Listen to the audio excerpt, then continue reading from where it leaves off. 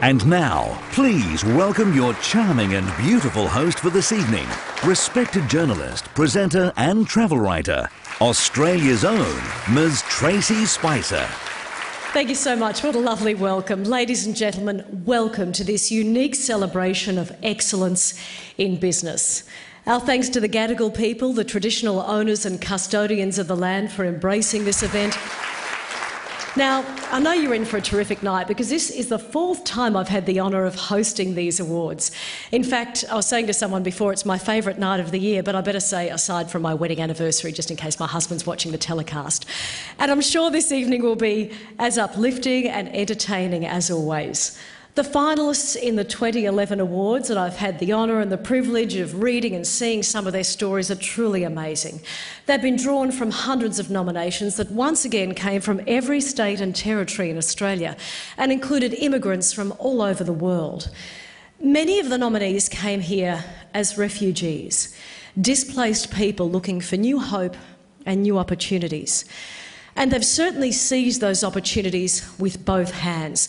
Their achievements are inspiring, and their contribution to Australia can be measured not only financially but also culturally and spiritually.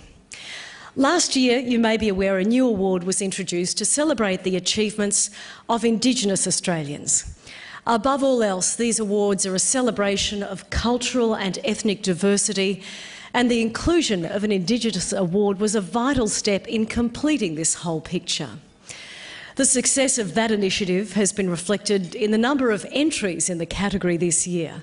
And again, we're going to hear some wonderful stories from those finalists. So as you can see, the Ethnic Business Awards continues to grow and to flourish. It remains one of the longest-running corporate awards in Australia.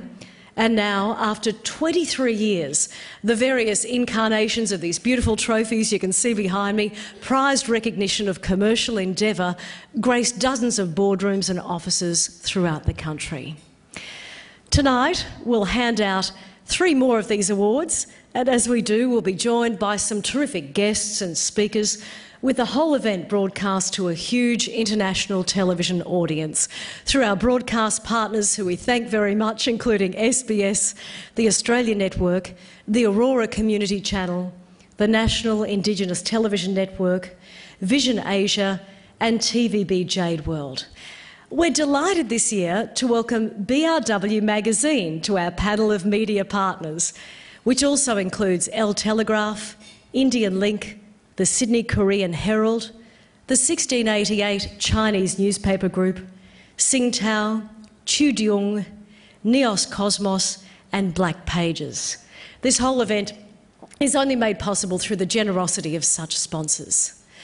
The founding partner in the Ethnic Business Awards is, of course, our friends at the National Australia Bank, and they're joined this year by the Department of Immigration and Citizenship, Helen Knowlton, Astra Limousines and the Four Seasons Hotel, who all continue their incredibly generous sponsorship.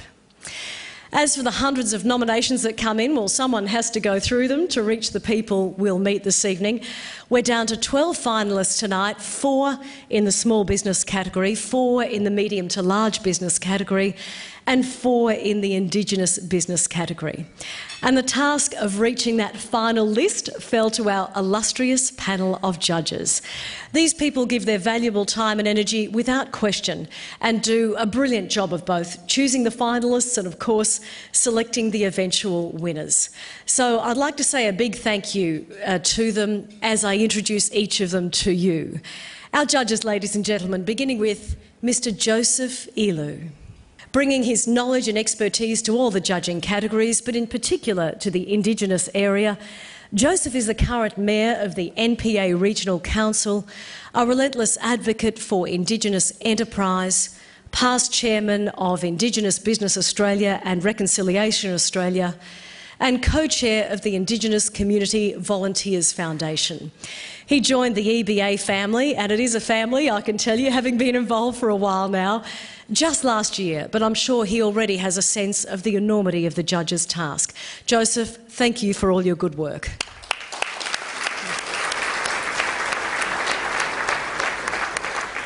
Next, Mr Alan Gingell, who I can see right before me, Officer of the Order of Australia and Director General of the Office of National Assessments, and a long-time supporter of these awards. Thank you so much, Alan.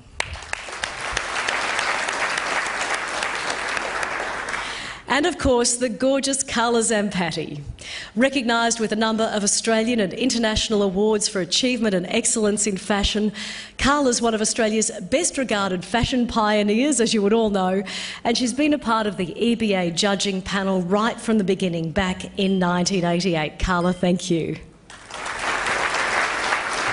And a personal thanks from me too for this wonderful dress, and I'm so pleased I chose it. It must be good because Carla's wearing it tonight as well. She dresses me every year and it's such a treat. Thank you, Carla, you are a doll. Now, unfortunately, 3 of our judging stalwarts were unable to attend the presentation this evening, but our sincere thanks go to Eve Crestani, a chairman of Mercer's Trustee Company and a director of the Australian Unity Group, Pillar Australia and Booking.com. Unfortunately, she's attending a board meeting in Singapore tonight. This is the first ceremony she's missed in 14 years, so thank you, Eve. Thanks also to Mr Don Argus, a philanthropist, conservationist and former CEO and Managing Director of the National Australia Bank. Don's also the former chairman of BHP Billiton and brings tremendous business acumen to the judging panel. Dr Ziggy Switkowski is chairman of Opera Australia and of the Australian Nuclear Science and Technology Institute. He's a genuine Renaissance man, Ziggy. He's been an important part of the judging process for many, many years now, so thank you very much to you. These are our 6 judges, ladies and gentlemen, and believe me, they've been faced with yet another massive job this year.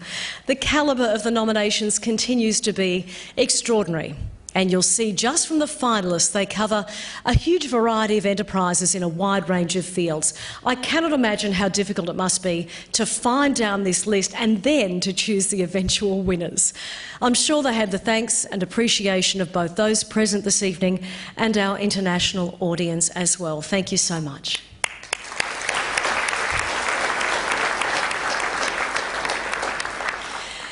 As I said, we do have many distinguished guests here this evening, and I'd like to take this opportunity to thank each and every one of them for the pleasure of their company.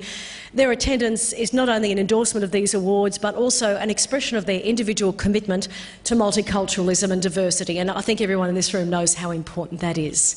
They include representing the Prime Minister, the Honourable Senator Kate Lundy, Senator Parliamentary Secretary to the Prime Minister, Parliamentary Secretary for Immigration and Multicultural Affairs.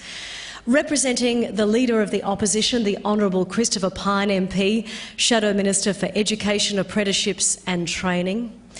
Ambassador for the Czech Republic, His Excellency Dr Hinek Komonacek. Ambassador of Croatia, His Excellency Mr Vicente Biuk. Ambassador of Lebanon, His Excellency Dr Jean Daniel. Consul of the People's Republic of China, Mr Eamon Fu. Vice Consul of the People's Republic of China, Ms Lancy Yu. Consul General of Croatia, Mrs Mirjana Anna Maria Piskulic. Consul General of Egypt, Mr Ayman Kamel.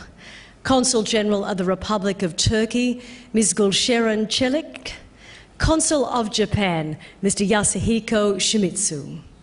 Trade and Investment Attaché of the Indian Consulate, Mr J Rao Palagumi. Second in charge of the UAE Embassy, Mr Mohammed Al-Maneh. We also thank our state politicians for coming along. New South Wales Treasurer Mike Baird MP and his lovely wife Karen, Minister for Family and Community Services and Minister for Women, the Honourable Prue Goward MP, the Honourable Marie Ficarra MLC, and their federal colleagues, Shadow Minister for Productivity and Population, Shadow Minister for Immigration and Citizenship, Scott Morrison MP, Federal Member for Hasluck, Ken Wyatt MP, Member for Bennelong, John Alexander MP. Thank you so much for being here tonight. We'll be back with some terrific entertainment and, of course, tonight's finalists shortly.